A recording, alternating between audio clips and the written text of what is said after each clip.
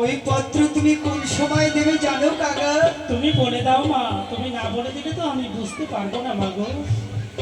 আরে মা যখন চান করি বাড়ি যায় তখন না দিও কাকা পত্র খানা খাই।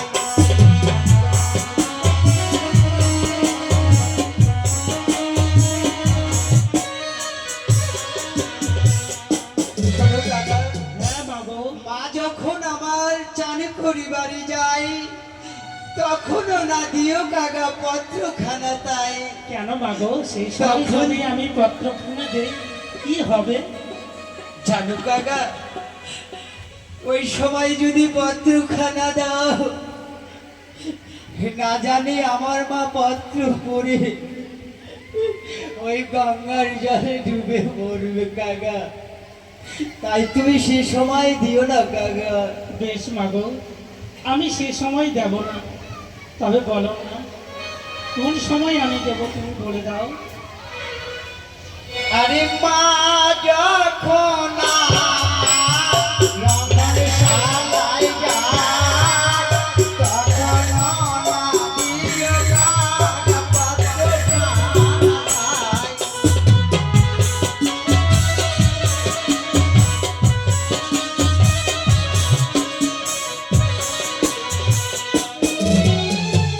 শুনলে কাকা?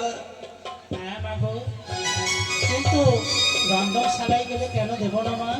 শোনো কাকা, আমার মা যখন রন্ধন করবে তখন যদি তুমি পত্র দাও ওই পত্র পড়ে আমার মা শোকে কাতর হয়ে ওই অগ্নিতে পুড়ে মারা যাবে কাকা।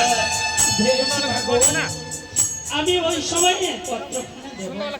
তাহলে বলো মা, আমি কোন সময় পত্রখানা দেবো? আর মা যখন আমার শুকাইবে তখন দিও কাকা দুঃখিনী রূপে।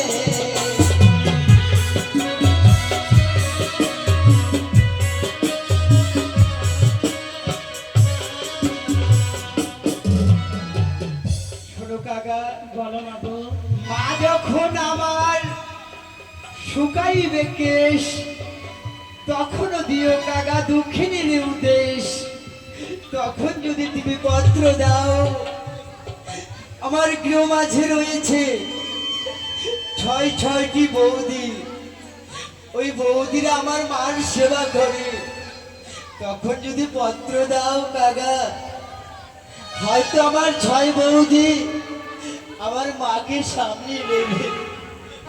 কিন্তু মা গো, সেই সময়ই আমি পত্রখানা দেব, কিন্তু আমি তো চিনি না মা, আমি কি করে সেখানে গিয়ে পত্রখানা দেব?